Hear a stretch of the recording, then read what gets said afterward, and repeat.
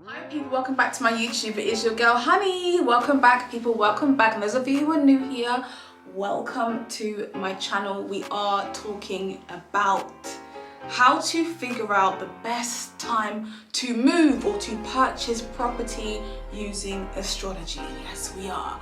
And by the way, if you are not aware, I do have a playlist called How to Astrology. Check out my playlist, people. I will link my How to Astrology playlist up here, okay? Click it to watch it. I have Chiron series, I have Moon series, Mars, Venus, Saturn series. I have so much different videos in my playlist. Please make sure you guys are checking those out, because you guys do say, can you make this video? I'm thinking, it's been done like 3 years ago. Where have you been? Check it out, people, check it out.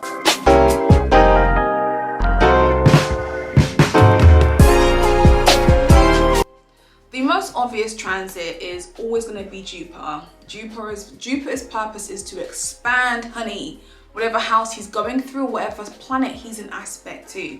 So for example, if you have your 4th house in the sign of Aquarius, even Pisces, right? Jupiter will be touching base in Pisces in May, just ever so briefly. People who have Aquarius in the 4th house, Pisces in the 4th house, even Aquarius moon, Pisces early degree moons, and I mean early degree within 8 degrees, okay, within the first 8 degrees, you might experience something in terms of your home life expanding. This can be in terms of you moving to a bigger house. You might even change your home, redecorate even. But most of the time we do see it in terms of you moving house. And even if it's not necessarily a move right now, there might be more talk going on about, I want to move to a bigger place. I don't like my house anymore. There could be a focus on a family member. Perhaps someone's pregnant. You know, perhaps someone's moving into your home. There's a lot going on in terms of what's happening in your home.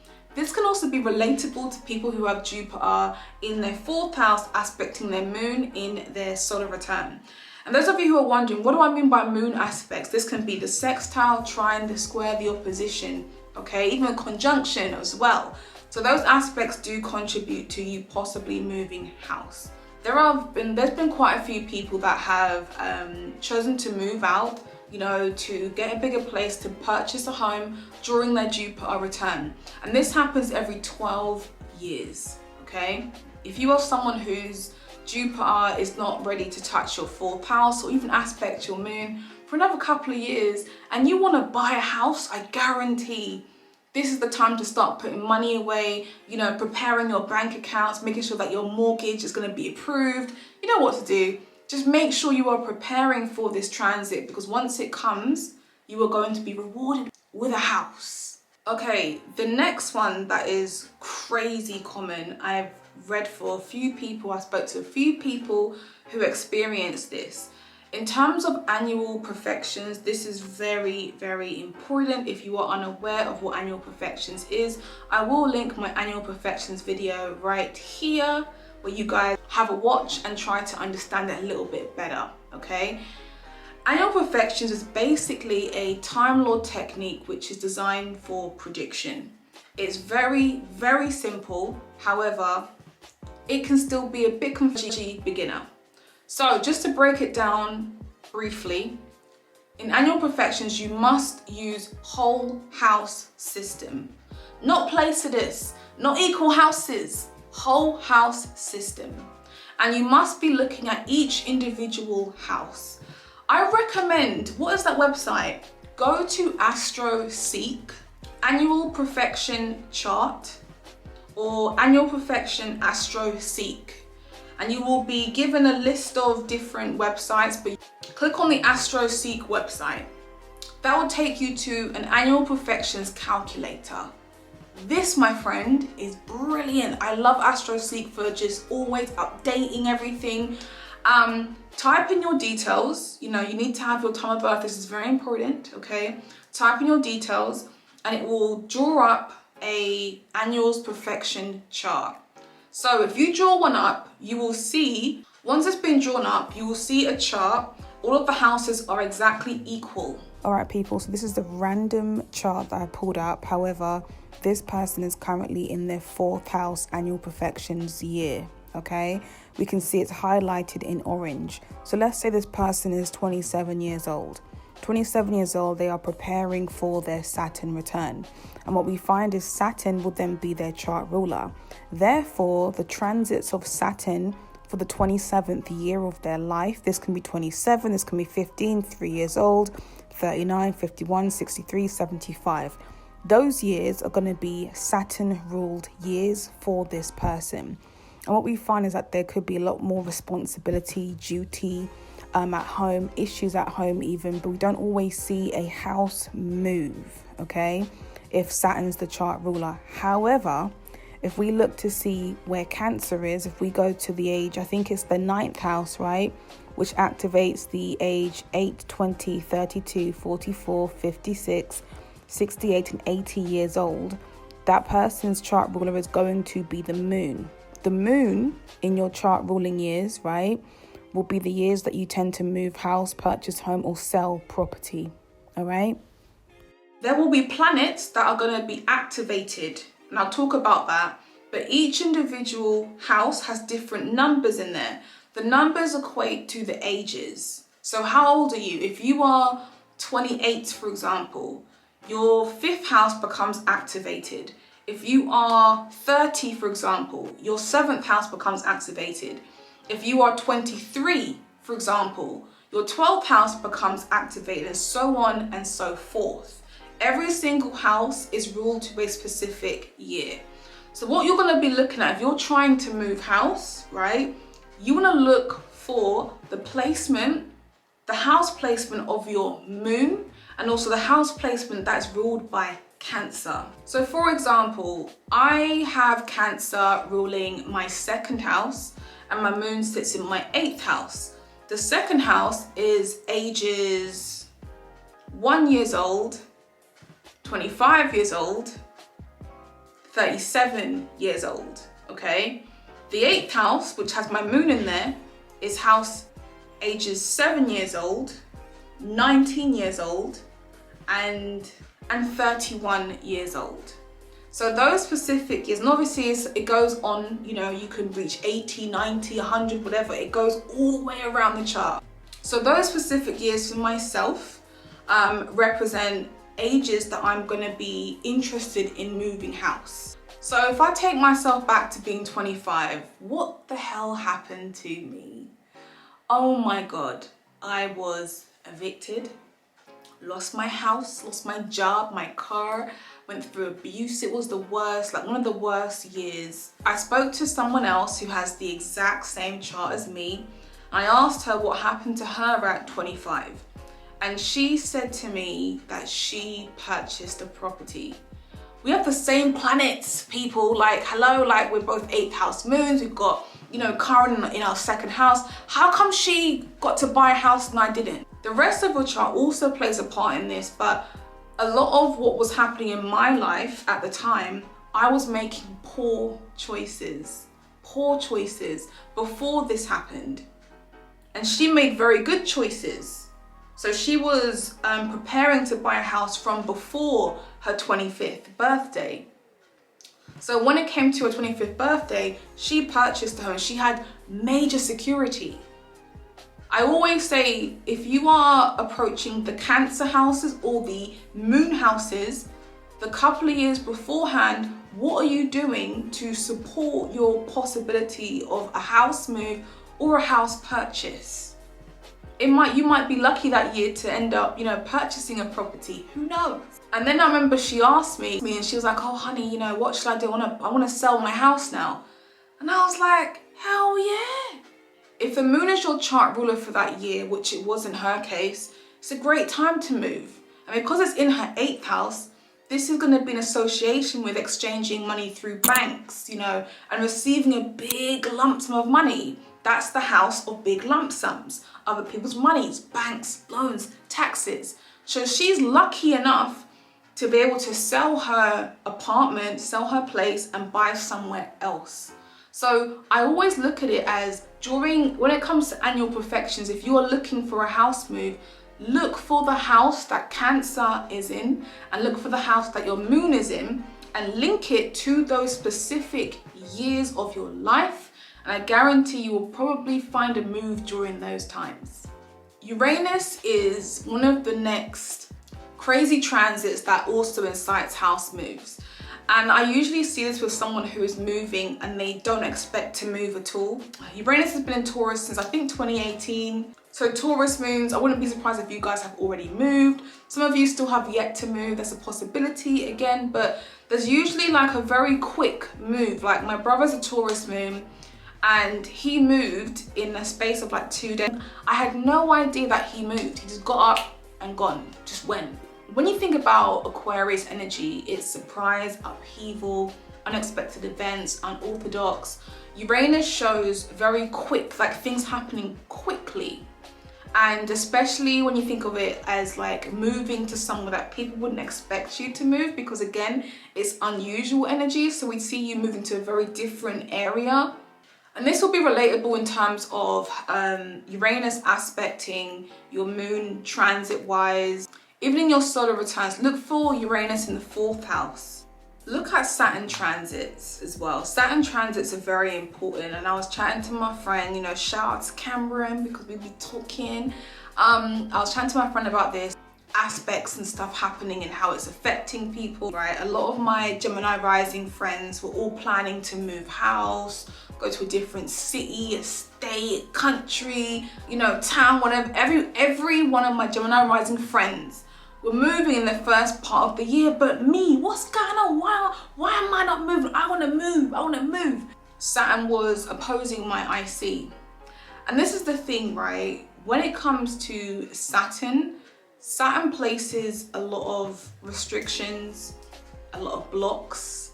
When you have it aspecting your moon, for example, aspecting your 4th house, it kind of makes it very difficult for you to just do what you want to do at home. You know, I want to move house, what's happening?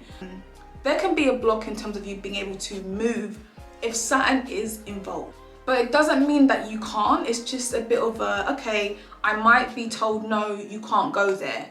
There might be an issue when you go there in terms of you having to take some sort of responsibility or it just taking a long time for you to call it home. All right, so I did film this a good couple of months ago, and what Saturn is basically saying, especially those of you who have Saturn aspect in your angled houses, which can be house 1, 4, 7, and 10, right? But in regards to my chart, I have Saturn aspecting my 4th house from my 10th house. Therefore, Saturn is saying you need to focus on controlling or restructuring, governing your 10th house in terms of your direction in life. The 1st house is your sense of self, what projects you have to achieve. The 7th house is in terms of your relationships, and the 4th house is obviously your home. So if Saturn is transiting through either of those houses and they are aspecting your 4th house cusp, those areas need to be patterned up or organized before you can even think about the 4th house, which is the move. But there will be a heightened sense of responsibility that you have to make sure that your home life is secure. So again, if you have Saturn aspecting your IC, if it's transiting through your 1st, your 7th, or your 10th house and it's aspecting your IC, don't worry if you are not moving as of yet. The move is coming, but Saturn is trying to gear you up and prepare you to be able to move into this new house. So just listen to what Saturn is saying to you. Take your time, it's coming. And even if you have Saturn squaring your IC or conjunct your IC in your natal chart, I recommend you looking at astrocartography. Is a great way to figure out what place in the world you are going to be more suited to. Because when you have a very congested 4th house, your 4th house ain't looking happy, you've got aspects that are squaring it, you're better off moving to a different country, to a different state even. You know, you might want that 4th house to be in Cancer, you know, and I always say it kind of depends on what it is that you want. You know, if you want to have a really good career, you've always been very unemployed, look for the sun being in your 10th house. If you want to have a really nice big home, You know, look for your Venus being in your 4th house. Look for Jupiter in your 4th house.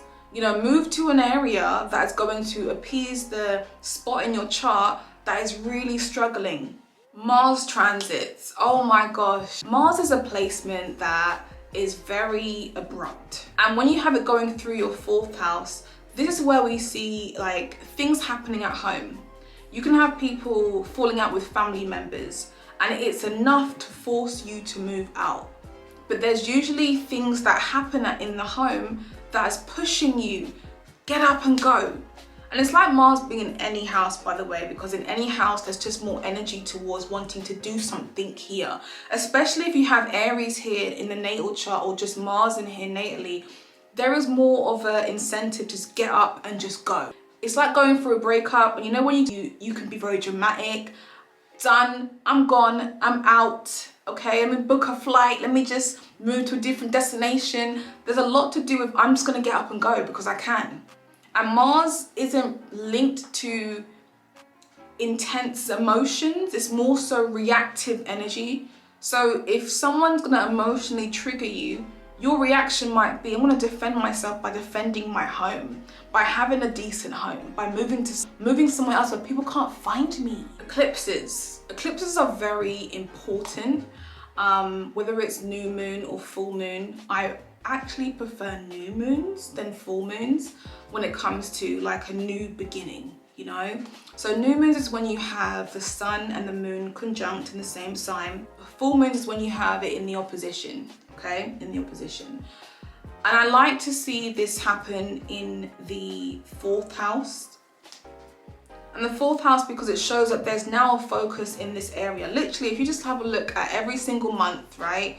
We have a new moon approaching a full moon. Every single month, look back at what happened those months. What happened in those houses. So look out for new moons that are happening that happen to be in your 4th house. In terms of like mortgages, like applying for mortgage, that's like a credit lending thing, isn't it? So you want to look for something in the 8th house. It's like having Cancer in the 8th house, or your moon could be in the 8th house and there's a new moon, you know, that happens to be in your 8th house, and that can show an approval or an application that might happen in terms of your mortgage. Scorpio rising in the solar return chart. I said what I said. Scorpio rising in the solar return chart. Look for the house placement of Mars and also Pluto in the solar return chart. Look to see what's happening in the 4th house. And I say Scorpio rising because Scorpio is about transformation, okay?